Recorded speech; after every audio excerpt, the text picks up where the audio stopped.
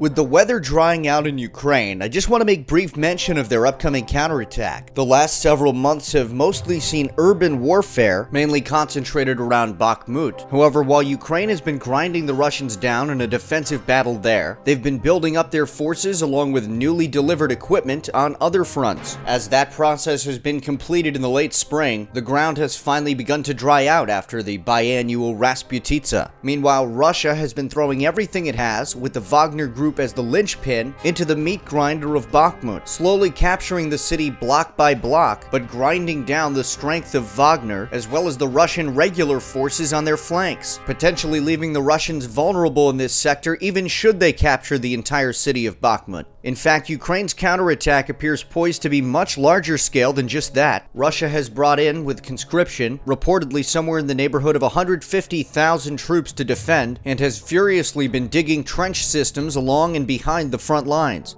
This is poised to be an enormous battle, with hundreds of thousands of troops, thousands of artillery pieces, hundreds and potentially thousands of tanks, and potentially hundreds of planes, all advancing over the wide-open Pontic steppes into layers of fortified defenses. In short, this could be one of the largest battles of the last 80 years, and potentially the largest and most wide-open battle in Europe since the Second World War. However, as the Russians have exhausted their strength and begin to dig in defensively, cracks have appeared in Russian command, including more frequent and public clashes between Wagner's Prigozhin and the Russian Ministry of Defense. Prigozhin and Defense Minister Sergei Shoigu have been publicly feuding for months over supplies, the rights to hire prisoners, and a number of other issues. Recently, that's intensified as Bakhmut has hit a fever pitch. Prigozhin recently made a video surrounded by dead Wagner troops, telling the Ministry of Defense that Bakhmut was going to be surrounded, with the Russians having captured it, including Wagner, stuck inside.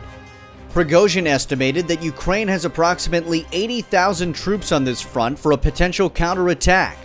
In recent days, the opening stages have already begun, with Ukraine driving into the Russian flanks around Bakhmut, knifing through regular Russian troops and forcing Wagner to deploy reinforcements. However, Prigozhin says under the present conditions they will all be at risk of encirclement, even urging the Russian Defense Ministry to leave Bakhmut in order to keep their forces intact.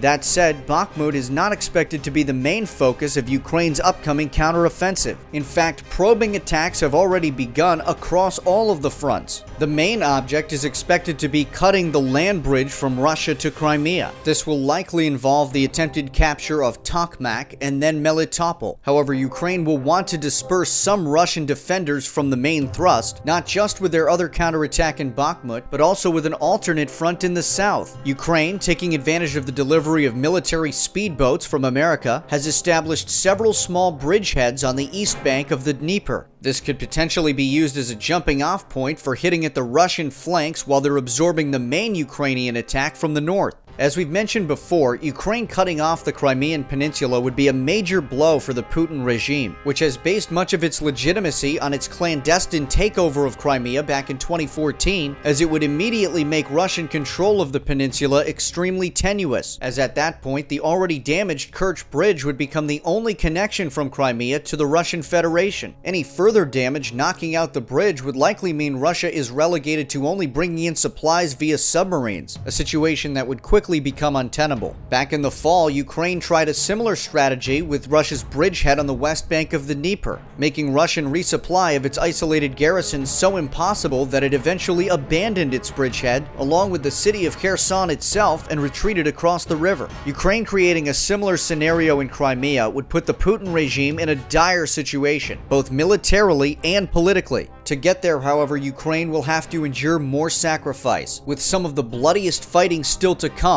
in what is shaping up to be the battle of a generation.